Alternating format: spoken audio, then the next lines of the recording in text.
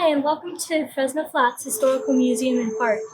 My name is Rebecca Thiessen, and I'm a docent here, and I'll be taking you on a tour today. First up is the Larimore Lyman Yellow House. It's one of the richest buildings in the original Fresno Flats.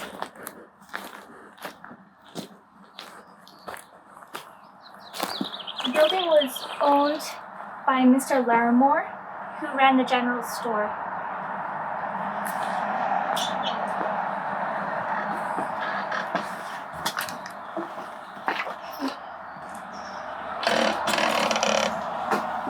This first room here is the kitchen, and it was an incredibly important part of the household.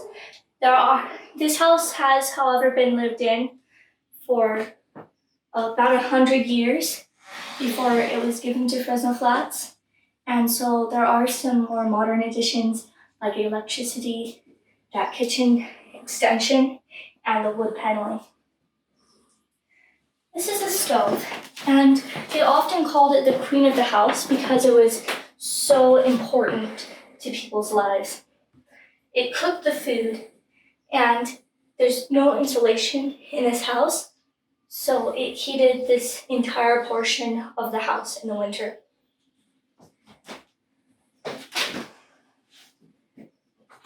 This chest is the ice box, which is, before electricity, basically the refrigerator. Men would cut huge blocks of ice in higher elevations like Wawona, and then they'd be packed in sawdust to keep cool through the summer. Then, since heat rises, cold settles, the ice would be placed in this portion, and the food would be in here to be refrigerated. However, as you can see, that's a pretty small space, so people did a lot of canning, as we'll see in this pantry.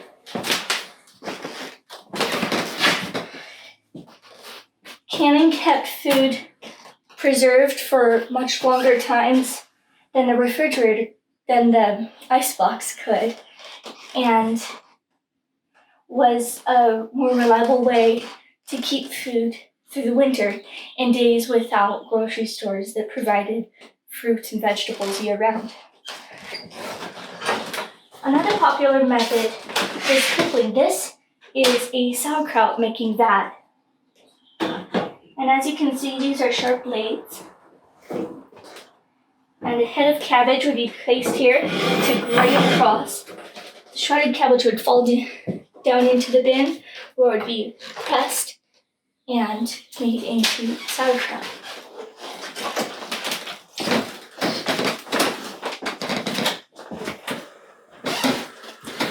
One of the things you'll notice in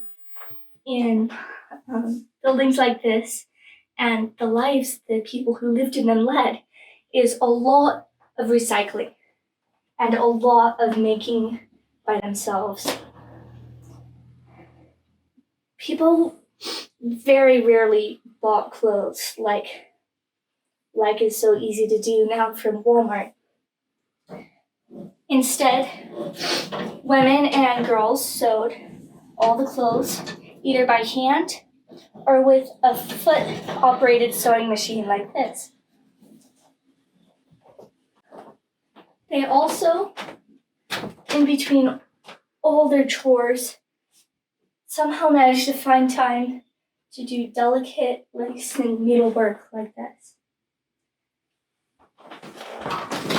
Here we see some of the original wallpapers in the house, which is essentially the only insulation this building has. Up at the very top are the oldest to the newest, which were layered on top of each other.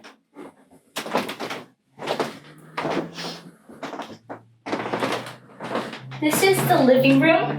We suspect that it was originally 2 rooms, a parlor for entertaining guests, and a drawing room, which was more like a living room for the family.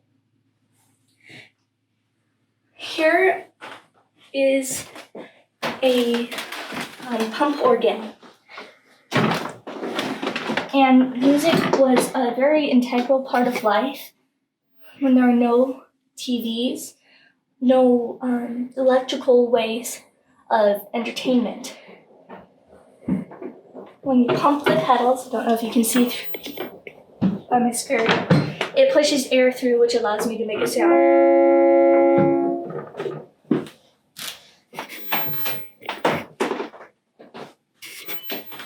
Here is another music making device. This is an old Victrola.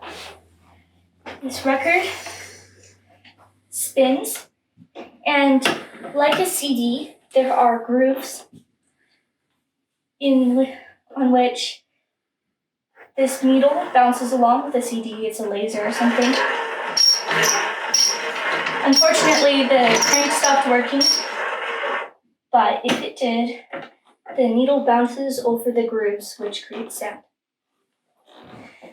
Now, as I mentioned about the recycling and reusing, making things aspect, this rug here is another part of that, as well as the whole no insulation thing. This helped keep floors warm, and it is made of old, used clothes, torn into strips. Strips are sewed together and then braided.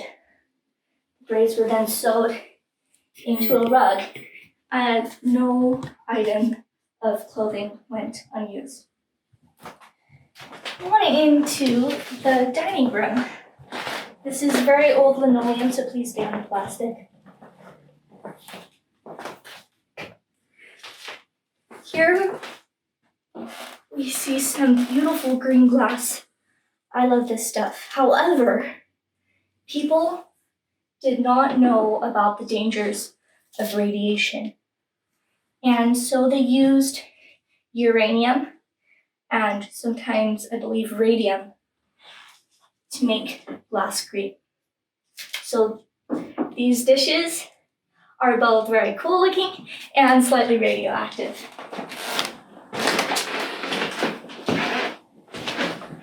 We've come full circle. On our way out, take a look at this. This is essentially the bathtub.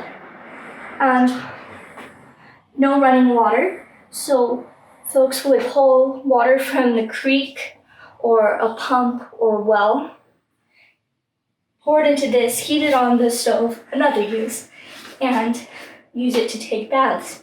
Only they didn't change the bath water. So once a week, to get ready for church, father would take a bath, then the mother, oldest child down to the youngest, all in the same water, which I imagine would get a little bit murky. That's where the saying came from, don't throw the baby out with the bath water. As we leave the house, you'll notice that it's actually 3 stories because there's a very large attic, and it's very obviously yellow, which is why we call it the yellow house. The reason for the paint color is that Miss Lyman, one of the last Fresno Flats folks to live in the area, boarded heavy workers working on the 41 when it was first being constructed. They say that they decided to repay her by painting the whole house yellow with surplus paint in the middle stripe of the road.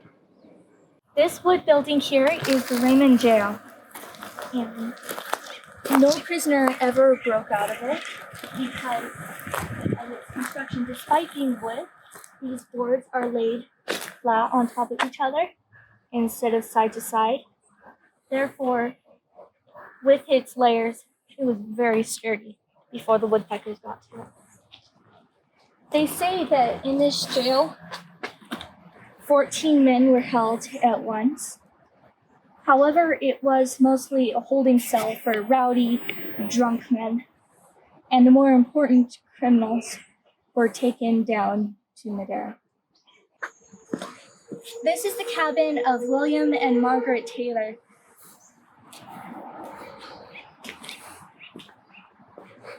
It was built with unique construction. These logs are held together not by nails, but by this dovetail cut because nails were incredibly expensive in the times when everything metal was made by a blacksmith.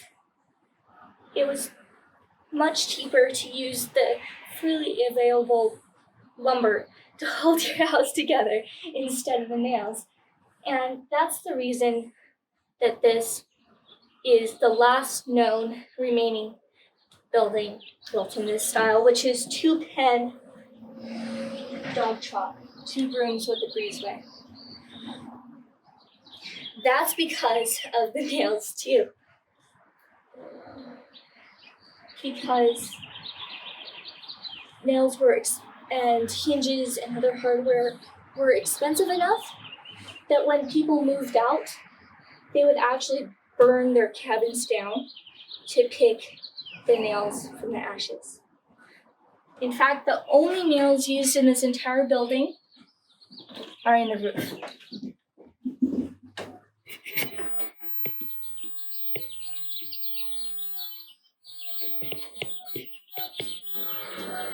As we go into the first room, you'll notice that where this beam ends, there's a rope, and that would lift up a trapdoor, which was access to the attic, which runs from across the whole length of the house.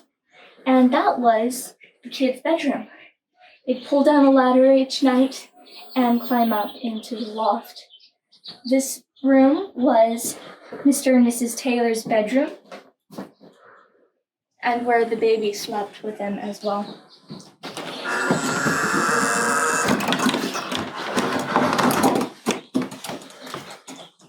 This room was basically the kitchen and living room, except for in the summer when cooking was done outdoors. This fireplace holds some of the cooking materials for open fire cooking, including this swivel arm, which made it easier for a woman to swing the pot out from the fire to stir, add ingredients without getting their skirt dangerously close.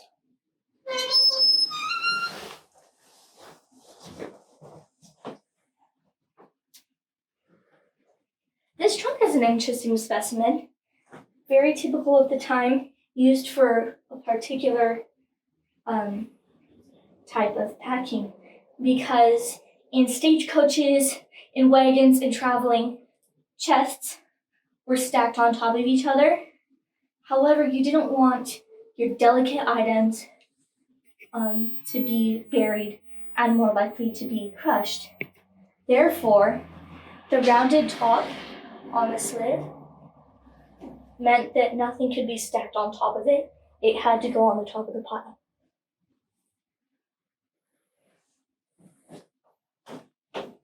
Now, as I mentioned, in the yellow house, women did the laundry, mostly all on one specific day, and they used weird-looking equipment like this because the washing was done by hand. And this is basically a washing machine, hand or foot powered. Clothes go in here with the soap and the hot water, and this tamper rotates as you lever it and mixes the dirt out of the clothes.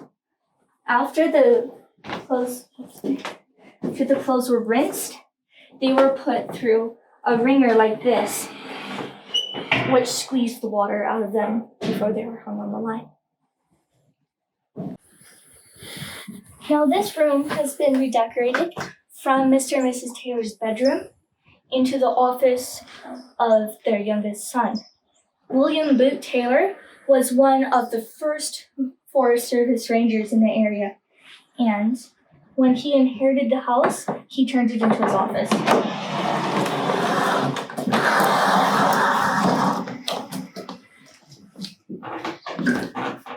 As a Forest Service ranger, he had to be able to ride a horse, to make a fire and cook over it, to set up a tent, and many other tasks. He had a horse for which this is his saddle, and saddlebags for his mule to carry his tools and equipment in. Forest Service Rangers' job was to keep the peace and to protect land. And one of their jobs was to monitor disputes between sheep and cattle ranchers, because the two battled very frequently over grazing rights because of the different ways their animals ate and destroyed the land for grazing. His other jobs were fire control and firefighting and monitoring the miners, making sure they were following all the laws and had proof of their claim. This here over the mantle is a picture of him, William Boot Taylor.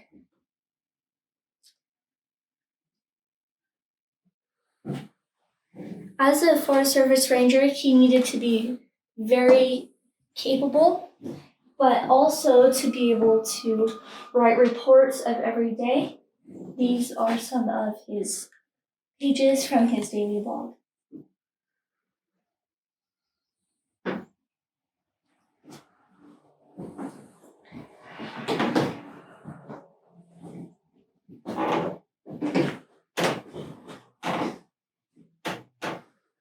These pictures are of the restoration of the house, because this house was not originally on our current site, like all the other buildings.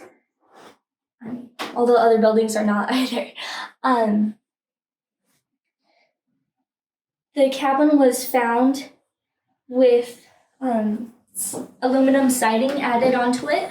When the siding was stripped off in preparation for it to be demolished, people realized what a treasure the building really was, and it was dismantled and moved here.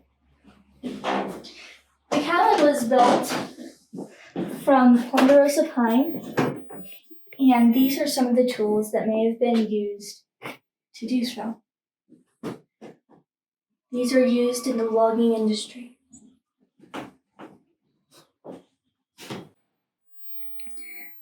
This is a penny, which was found set in the woodwork.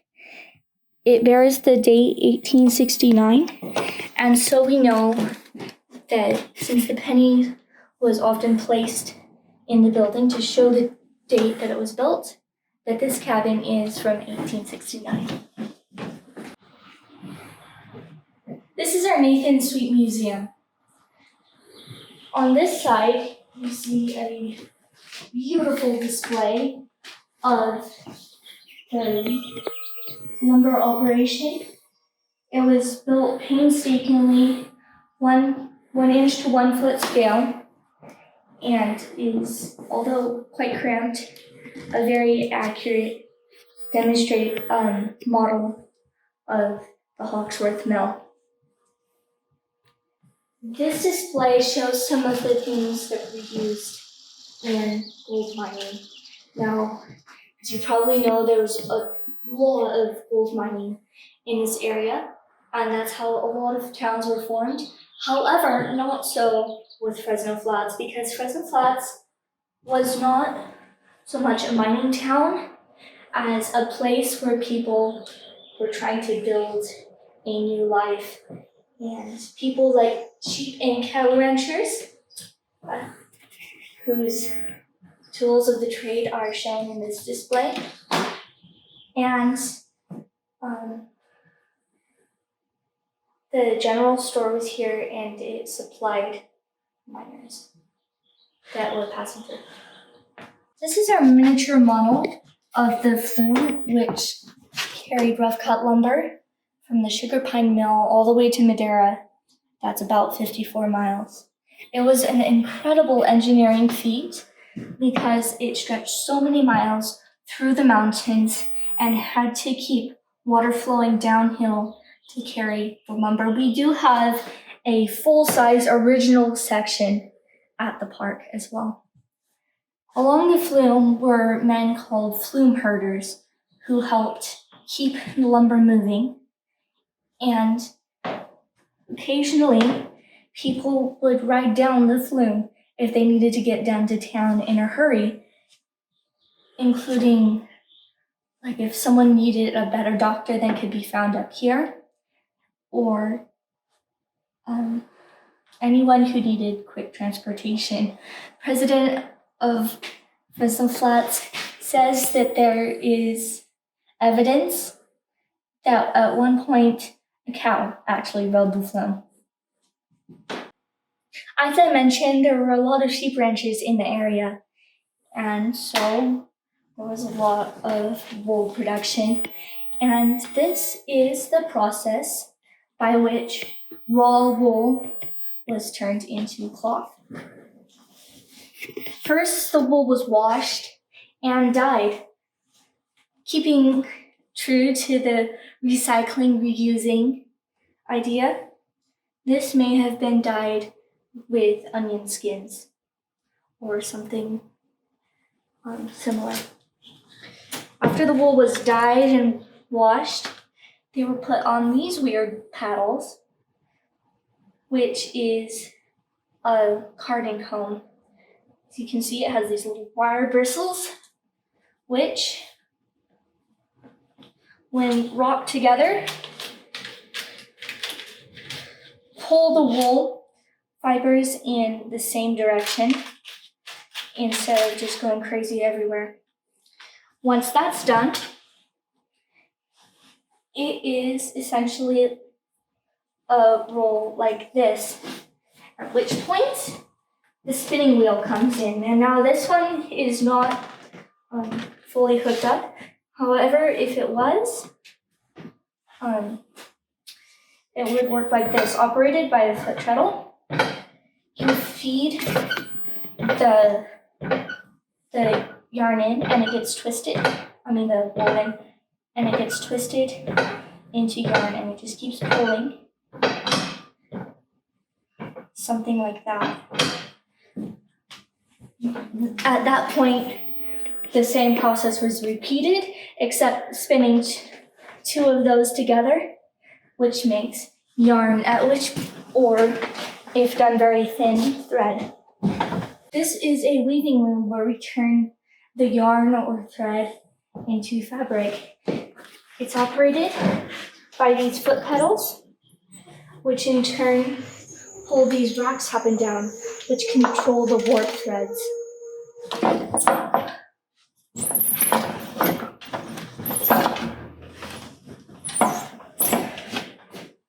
The warp threads change which pattern you make, and as I slide this shuttle loaded with yarn through and then tamp it down,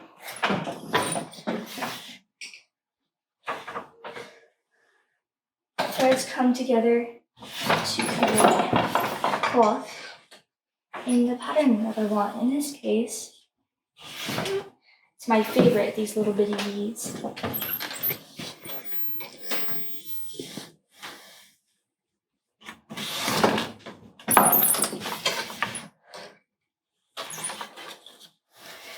This goes to show how much work it took to make things that we now take largely for granted.